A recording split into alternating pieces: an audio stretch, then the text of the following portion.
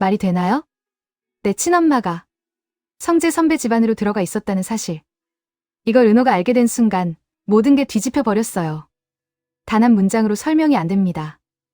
은호는 충격을 넘어서 배신감과 혐오감 사이에 서 있었고, 지혁은 이 사실을 가장 먼저 눈치챈 사람답게 심장이 식어버린 표정으로 한마디만 했습니다. 그 사람 절대 그냥 믿지 마. 하지만 정작 더 큰 문제는 그 뒤에 터진 일이었어요. 은호가 직접 오빠를 만나겠다고 했다는 거. 그리고 그 오빠가 은호가 절대 상상도 못한 그 사람이었다는 거죠. 오늘은 그 사건의 전 과정을 따라가 봅니다.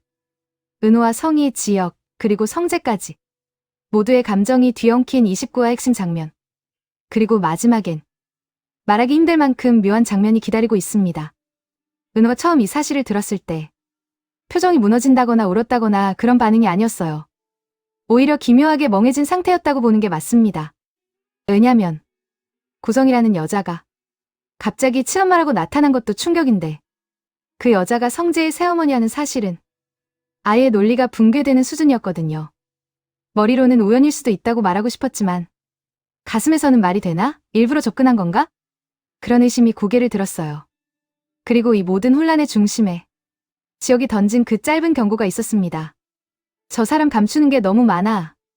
지혁은 원래 말이 날카로운 사람이 아니에요. 딱 필요한 말만 하는 타입인데, 그 지혁이 이렇게까지 단정적인 어조를 썼다는 건 그만큼 상황을 심각하게 본 거죠. 그러나 은호의 마음은 조금 다르게 흘렀습니다. 지혁을 믿었지만 마음 한켠에서 계속 이런 생각이 떠나지 않았어요. 혹시 진짜 날 사랑해서 찾은 걸 수도 있잖아? 왜 날 만나자고 울면서 말했을까? 정말 목적만 있었으면 그렇게까지 했을까? 이건 희망이 아니라 양심 때문이었어요. 그리고 결정적으로 성재도 잘 모른다는 오빠의 존재가 은호의 선택을 완전히 흔들어 놓습니다. 나도 한 번은 봐야 할 것 같아요.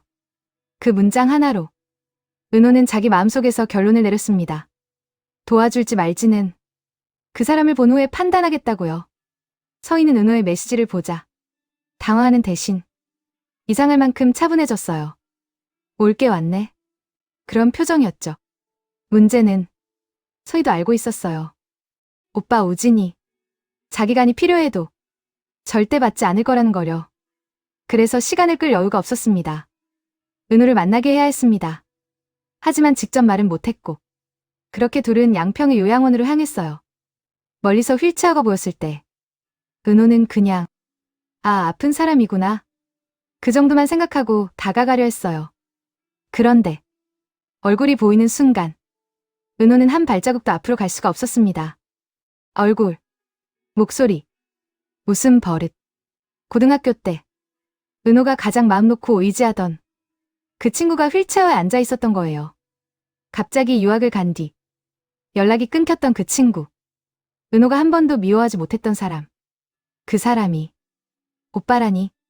심장이 뚝 떨어지는 느낌이 났어요.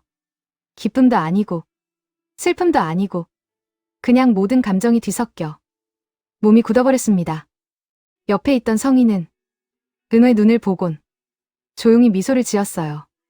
그 미소는 봐라, 너는 절대 이걸 외면 못한다 라는 듯한 표정. 성희의 계획은 정말 악마처럼 완벽해지고 있었습니다.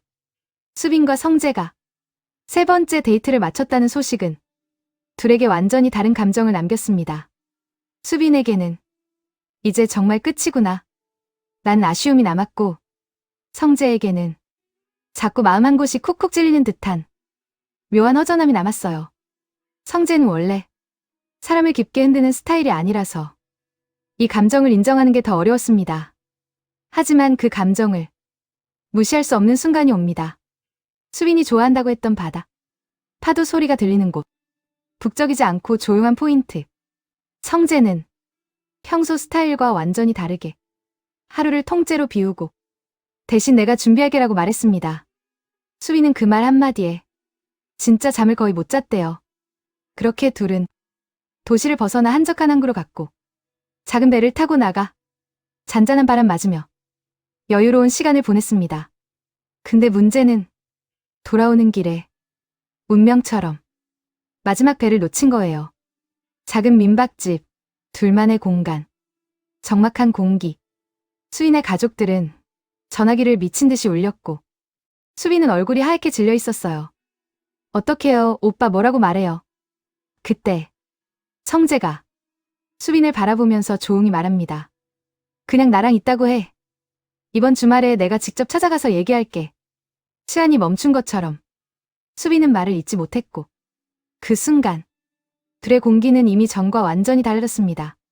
수인은 집에 돌아가는 내내 오늘 너무 좋았어요 라고 메시지를 보냈고 성재는 처음으로 그 메시지를 보고 혼자 웃었습니다. 참 귀엽네. 이 한 문장이 앞으로 무슨 일이 벌어질지 예고하는 느낌이었어요. 성희가 요즘 양평에 자주 간다는 걸 영란은 이미 알고 있었어요. 근데 이상한 점이 너무 많았죠. 화내는 빈도, 말투 변화, 집에서 걸려오는 전화의 초조한 반응. 영란은 결심합니다. 엄마 뭐 숨기고 있네. 그리고 몰래 뒤를 밟아요. 도착한 곳은 나무 향기 가득한 요양원. 그리고 창 너머에서 본 장면은 영란을 완전히 무너뜨립니다. 엄마와 은호, 그리고 휠체어에 앉아있는 낯선 남자. 그 남자는 아빠와 결혼하기 전 성희가 키웠던 아들. 영란은 숨이 턱 막히는 기분이 들었어요. 엄마가 왜 이걸 가족들에게 숨겼는지, 왜 은호와 함께 있는지, 왜 그렇게 초조하게 움직였는지 모든 퍼즐이 한 번에 맞춰졌습니다. 그리고 그 순간 성희는 집에 돌아오자마자 자신의 스트레스를 영란에게 쏟아냈어요. 너 왜 체중 관리 안 해? 내가 이러니까 진아 그룹 사람들이 싫어하는 거야. 영란은 그 말을 듣고 웃지도 울지도 못한 표정으로 고개를 들었어요. 그리고 속으로 이렇게 말했습니다. 엄마, 이제 나도 참지 않아. 드디어 고향 갔던 영란의 반격이 시작됩니다. 양평에서 돌아온 날 밤, 은호는 집에 누웠다가도 벌떡벌떡 일어났습니다. 눈을 감으면 휠체어에 앉아있던 우진 얼굴이 떠오르고 눈을 뜨면 오빠라는 단어가 머릿속에서 계속 맴도는 거예요. 오빠래. 근데 나는 아직 아무 말도 못했는데 학교 다닐 때 그 친구가 늘 하던 말도 생각났어요. 힘들면 그냥 말해. 내가 들어줄게. 그때는 그냥 편한 친구의 말이라고 생각했는데 알고 보니까 같은 피를 나눈 오빠였다니. 이게 사람 하나한테 동시에 줄 수 있는 충격이 맞나 싶었죠. 그래도 이상하게 은호는 화가 나기보다 그냥 한 번만 더 보고 싶다는 마음이 더 컸습니다. 하지만 문제는 지혁에게 뭐라고 말해야 할지 감이 안 온다는 거였어요. 지혁은 그날 은호 얼굴만 봐도 뭔 일이 터졌다는 걸 바로 알 수 있었습니다. 회사 카페에서 잠깐 마주친 순간 은호가 들고 있던 컵이 살짝 떨리고 있었거든요. 어제 갔다 왔어요? 지혁이 조심스레 묻자 은호는 잠시 말이 막힌 듯 입술만 꼭 깨물었습니다. 네. 보고 왔어요. 오빠를요. 그 한마디에 지혁 표정이 완전히 굳어버렸어요. 벌써 만났어요? 고성이 그 사람이랑 같이? 멀리서만요. 아직 대화는 못했고. 그냥. 근데 오빠가 제가 아는 사람이었어요. 지혁은 순간 설마 하고 여러 얼굴들을 떠올렸습니다. 그러다가 우진이라는 이름이 언뜻 스쳤어요. 은호가 학교 다닐 때 유난히 자주 언급하던 친구. 갑자기 유학 가서 연락이 끊겼다고 했던 그 아이. 설마 그 사람 우진이야? 은호는 아무 말도 못하고 천천히 고개만 끄덕였어요. 지혁은 그제야 확신했습니다. 이건 단순한 우연이 아니라는 거려. 은호야, 너 이제부터는 더 조심해야 돼. 알아요. 그래서 오빠한테 제일 먼저 말한 거예요. 그 한마디에 지혁 가슴이 잠깐 저릿해졌습니다. 제일 먼저라는 말. 이 상황에서 그게 이렇게까지 마음을 건드릴 줄 몰랐어요. 한편 고성이는 양평 다녀온 뒤로 오히려 더 여유가 생겼습니다. 역시 피 못 속이는구나. 은호 눈에서 도망치지 못할 표정을 본 느낌이었어요. 그래서 바로 다음 수를 준비합니다. 첫 번째는 우진 쪽, 두 번째는 은호 쪽, 그리고 세 번째, 가장 위험한 변수인 가족들 쪽이었죠. 가장 먼저 움직인 건 우진의 담당 주치의를 압박하는 일이었습니다. 지금 상태에서 간 이식 외에는 답이 없다. 그 말을 조금 더 분명하게 얘기해주세요. 아이 앞에서요. 의사는 망설였지만 우진 상태를 생각하면 완전히 틀린 말도 아니라서 결국 고개를 끄덕였습니다. 그리고 두 번째, 은호에게 이렇게 말합니다. 내가 원하면 오빠랑 직접 얘기할 수 있게 해줄게. 위로하는 말투였지만 실제로는 마지막 결정권을 떠넘기는 말이었어요. 내가 직접 선택했어. 라는 죄책감을 심어놓기 위한 장치. 성희는 그걸 너무 잘 알고 있었고 그래서 더 무서운 사람이었습니다. 그 시각 박성재는 회사에서 보고 있다가 갑자기 엉뚱한 데서 멈췄습니다. 팀 회의 중 마케팅팀 직원 하나가 이렇게 말했거든요. 이번 젊은 타깃 조사에 이수빈 씨 의견도 반영돼 있다고 했죠? 이름 하나. 그 세 글자를 듣는 순간 성재는 펜을 떨어뜨렸습니다. 괜찮으세요, 본부장님? 아, 네. 그냥 잠깐 생각나서. 사실 생각난 건 해변에서 웃던 수빈 얼굴이었어요. 민박집 앞에서 머리를 질끈 묶고 휴대폰 붙들고 울상 짓던 모습. 그리고 부모님께 전화할까 말까 발만 동동 구르던 표정. 그 장면들이 순식간에 밀려들어오더니 가슴이 묘하게 답답해졌습니다. 회의는 계속되고 있었지만 성재의 머릿속은 전혀 딴 곳에 가 있었어요. 마지막이라고 했는데 이게 마지막이 아니면 어떡하지? 아무도 물어보지 않았지만 그 질문이 계속 귀 안에서 맴돌았습니다. 수인도 마찬가지였습니다. 민박집에서 돌아온 다음 날 수빈은 일부러 화장을 진하게 해보고 옷도 평소보다 더 신경 써서 골랐어요. 동네 카페 알바를 하는 날도 아닌데 그 밖에서 노트북을 열어놓고 일하는 척을 하며 앉아 있었습니다. 이상하다. 오늘 안 올 것 뻔히 아는데 왜 자꾸 문 쪽을 보지? 그리고 문득 혼자 웃음이 났어요. 나 진짜 바보다. 그럼에도 손이 자꾸 휴대폰으로 가는 건 어쩔 수가 없더라고요. 오빠는 지금 뭐하고 있을까? 혹시 나 생각 한 번쯤은 할까? 수빈은 자기 감정을 줄이려고 노력하면서도 계속 이런 생각을 했어요. 그러다 결국 짧은 메시지 하나를 보냅니다. 어제는 잘 들어가셨어요? 전 아직도 배가 좀 출렁거리는 기분이에요. 보내고 나서 바로 후회했어요. 아, 왜 보냈지? 이제 진짜 끝내려고 했는데 내가 먼저 또. 근데 그 메시지에 생각보다 빨리 답이 왔습니다. 나도요. 이상하게 오늘도 파도 소리가 들리는 것 같네요. 딱 그 한 줄. 그런데 그 한 줄이 수빈의 하루 분위기를 완전히 바꿔버렸어요. 예전에 성재라면 딱 필요한 말만 하고 말았을 거예요. 어제 고생했어요. 조심히 들어갔죠? 이 정도의 형식적인 안부만. 근데 이번에는 나도 그렇다는 말을 굳이 꺼냈습니다. 그리고 그 뒤에 또 메시지가 하나 더 왔어요. 주말에는 조금 쉬어요. 요즘 많이 무리하는 것 같아서.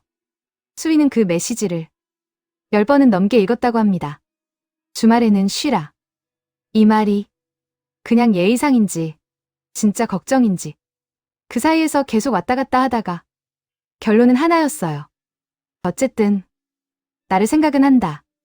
그 사실 하나만으로도 가슴이 좀 두근거렸습니다. 반면 고성이의 딸 영란은 지금 완전히 다른 방향으로 감정을 쌓고 있었어요. 요양원에서 봤던 장면은 영라 머릿속에서 계속 반복 재생되고 있었습니다. 엄마가 은호와 함께 휠체어에 앉은 남자 앞에 서 있던 그 장면.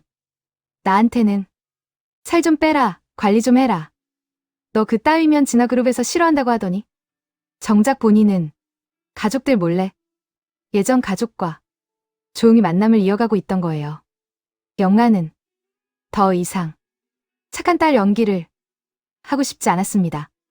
그래서 그날 밤 거울을 보면서 자기 자신에게 이렇게 말했어요. 엄마, 나 이제 예전 딸 아니야. 다음날 아침 식탁에서 성희가 평소처럼 잔소리를 시작하자 영란은 처음으로 눈을 똑바로 마주치고 받아쳤습니다. 엄마는 자기 몸 걱정할 시간에 요양원부터 챙기는 게 좋을걸? 공기가 싸늘하게 얼어붙었어요. 성희 눈빛이 순간 흔들렸습니다. 영란은 그 눈빛을 보고 속으로 확신했어요. 맞네. 내가 본 거 엄마도 잘못됐다는 거 아는 거네. 이제부터 영란은 자기만의 방식으로 엄마를 구석으로 몰아넣을 준비를 시작합니다. 며칠 뒤 성희에게서 연락이 왔어요. 은호야, 우진이가 너를 한번 보고 싶어 해. 그 메시지를 보는 순간 은호는 숨이 멎는 것 같았습니다. 나를 안다고? 머릿속이 복잡하게 돌아갔어요. 내가 고등학교 때 얘기했던 가족 이야기, 엄마가 식당 하는 얘기, 아빠가 일찍 돌아가신 얘기, 그 모든 걸 우진이 듣고 있었을 거예요. 근데 한 번도 자기 얘기는 안 했습니다. 나도 동생이 있었어. 이 말 한 번도 안 했었다는 거죠. 지금 와서 생각해보니 그 침묵이 더 무서웠습니다. 그럼에도 은호는 결국 결심합니다. 그래도 내가 직접 보고 들은 말로 판단해야 해. 지혁에게 이 사실을 말할지. 한참을 고민하다가 결국 메시지를 보내요. 선배, 저 오빠를 한 번 더 만나러 갈 것 같아요. 지혁은 그 메시지를 읽고 한참 동안 답을 못했습니다. 붙잡고 싶은 마음과 믿어주고 싶은 마음이 서로 싸우고 있었거든요. 결국 그는 짧게 답합니다. 혼자 가지 말고 올 때는 꼭 나한테 먼저 연락해요. 알았죠? 은호는 그 한 줄에 조금 안심이 되면서도 미안함도 같이 느꼈습니다. 나 때문에 이 사람도 계속 걱정하게 만드는구나.